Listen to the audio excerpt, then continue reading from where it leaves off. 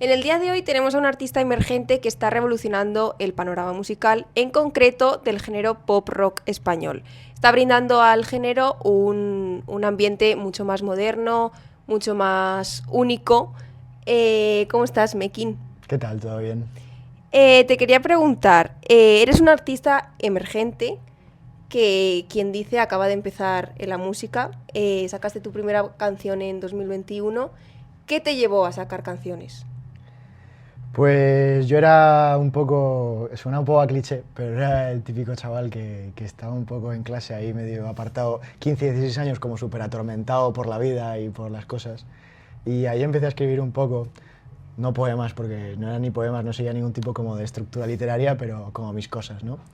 Y conocí a un chaval que me metió un poco en el rap y él fue el que me enseñó, entre comillas, como a escribir, a rapear.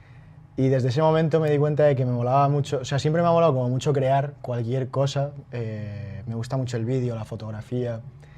Y esto fue como el culmen, ¿sabes? Decir, hostia, si hago esto, estoy tocando literalmente todos los palos en el mismo proyecto.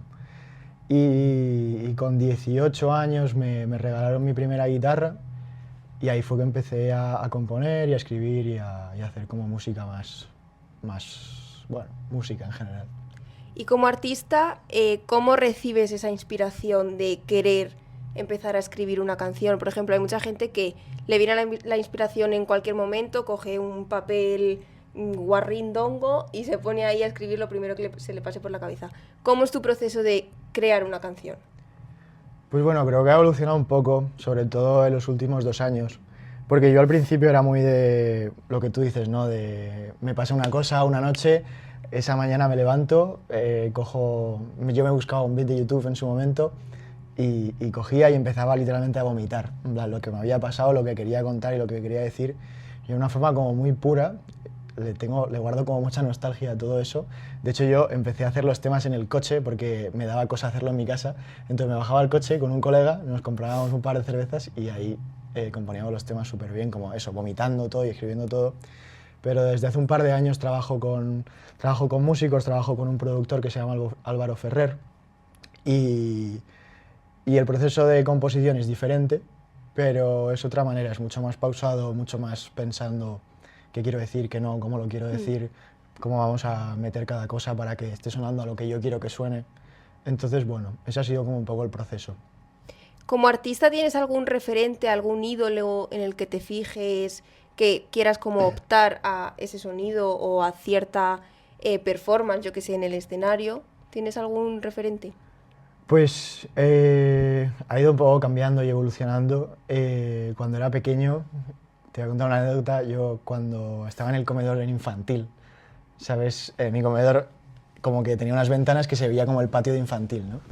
Pues me ponía con dos colegas a hacer que éramos el canto del loco, yo era Dani Martín, y entonces nos poníamos como a cantar los temas a la gente de bachillerato que estaba comiendo en ese momento.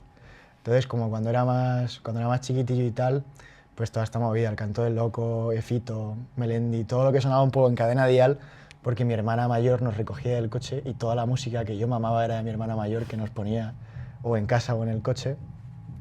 Luego, cuando me hice más mayor, pues un poco el rap. A mí me gustaban mucho las letras, me gustaba mucho Nach en su momento, luego me interesé un poco por otras cosas.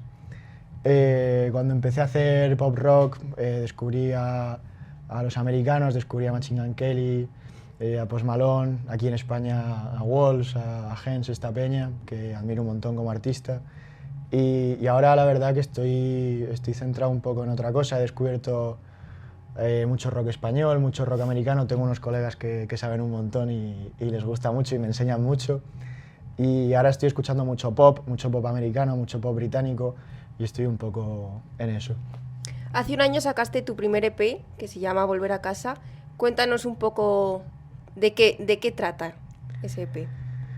Pues volver a casa es un poco una metáfora de volver a estar donde uno siempre se ha sentido el mismo. Yo tuve una relación en la que sentí que me perdí un poco, tomé actitudes que no era yo realmente lo que estaba haciendo, no eran acordes a lo que yo quería ser. Dejé un poco de lado a mis amigos, a mi familia, me olvidé un poco de todo lo que era Carlos Mekin. Y cuando me di cuenta de todo eso, pues dije, hostia, quiero hablar de esto. Y el concepto como tal sale en una noche que yo estuve hablando con uno de mis mejores amigos hasta las 2:00 de la mañana, típica conversación como de banco, en plan los dos ahí y tal. Y estuvimos hablando de todas estas cosas, de esto que te estoy contando, y cuando estaba volviendo a mi casa, caminando con la música y no sé qué, literalmente dije como, hostia, volver a casa, ¿sabes? Y empecé de mi casa, o sea, desde el que dejé el banco hasta mi casa, escribí como todo el concepto de qué quería que fuese cada tema, fue como 20 minutos de inspiración a full. Dejamos atrás entonces volver a casa y ahora ha sacado varias canciones, ha sacado 3, Arde, Rockstar y Bandido, una cuarta también, pero hablaremos más adelante. Suenan muchísimo más diferente a lo que nos tenías acostumbrados en cuanto a que es un estilo como mucho más cañero, mucho más rockero, más canalla, ¿no? Cuéntanos, ¿a qué se debe este cambio de sonido? Pues igual que volver a casa era por un concepto, esto también es un concepto que estoy desarrollando, es por una etapa que viví de mi vida que fue un poco loca, en la que tampoco me gustaba mucho lo que me estaba convirtiendo, estaba fluyendo un poco por no afrontar como los problemas, tomando actitudes y haciendo daño a gente que quería y a mí mismo también. Entonces estos temas de una manera o de otra hablan un poco de eso. Y en cuanto al sonido, fue porque básicamente me di cuenta de que todo el mundo estaba sonando un poco igual y yo me quería desmarcar de eso porque no quería, no sé, quería encontrar como mi propio sonido. Siempre quiero como evolucionar tanto como artista como músico a la par de cómo lo hago como persona. Entonces fue un poco eso, sentía que lo que quería contar era una cosa como mucho más agresiva, mucho más visceral y con el sonido lo que estoy buscando es un poco eso. Tu última canción, Siempre que llegue septiembre, cambia totalmente este concepto. Es algo un poco más nostálgico, quizás un sentimiento distinto.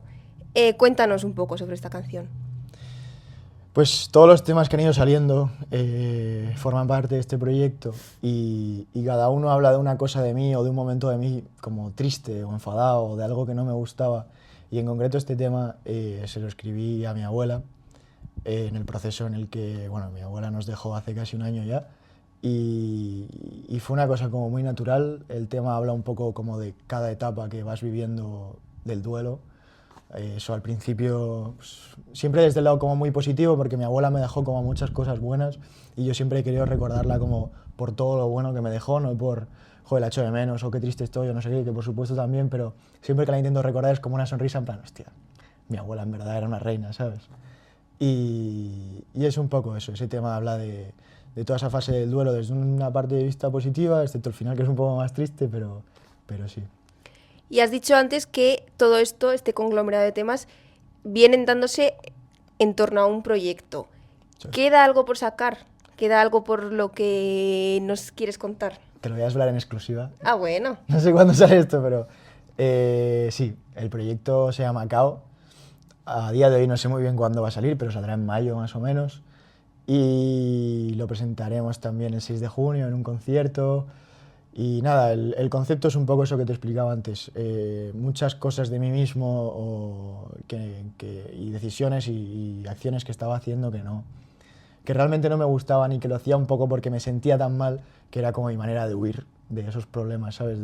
En vez de mirar atrás y pararme y decir, tío, estás siendo gilipollas o estás siendo un capullo, sinceramente huí hacia adelante con todo lo que eso conlleva, que en mi caso era, bueno, estaba complicado.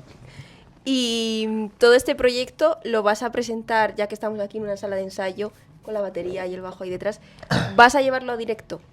Sí. El 6 de junio en la sala Elefante Blanco. De hecho, estoy casi sin voz porque hemos estado 3 horas ensayando. Y nada, 6 de junio va a ser un bolazo, estamos currando un montón en lo que es el directo. A mí es como lo que más ilusión me hace y lo que más me gusta trabajar, porque creo que es la manera en la que un artista realmente se da el valor que tiene, ¿sabes? Ahí es como, si aquí no funcionas, para mí no tal, ¿sabes? Entonces, sí, el 6 de junio en el Elefante Blanco, Madrid. ¿Qué crees que vas a aportar en ese concierto? ¿Algo que cambie respecto a la versión de Spotify? Bueno, mis conciertos siempre son muy animados. Intentamos que la gente que venga, se sepa o no se sepa los temas, se lo pase muy bien, que salte mucho, que baile mucho, que se abrace mucho con su gente, que al final intentamos transmitir toda esa energía y todos los temas con la pasión que los vivimos a la gente que viene a vernos, ¿sabes? Hemos dado unos cuantos bolos desde que empecé como mi proyecto más en serio y siento que hayan habido 200, 300, 100, 150, 50 personas, al final la gente que había siempre estaba muy a tope porque conseguíamos transmitirles eso. Yo lo que quiero es transmitir cómo siento yo la música a la gente que está ahí y creo que de momento lo conseguimos, así que espero seguir. O sea, que animas a la gente a que vaya a tus conciertos. Ya, por supuesto. Pues nada, muchas gracias y nos vemos entonces el 9 de junio. Pues muchas gracias a ti. El 6 de junio, El 6 gente. de junio, en el Elefante Blanco. Ya. Pues Pues nada. gracias. Yo...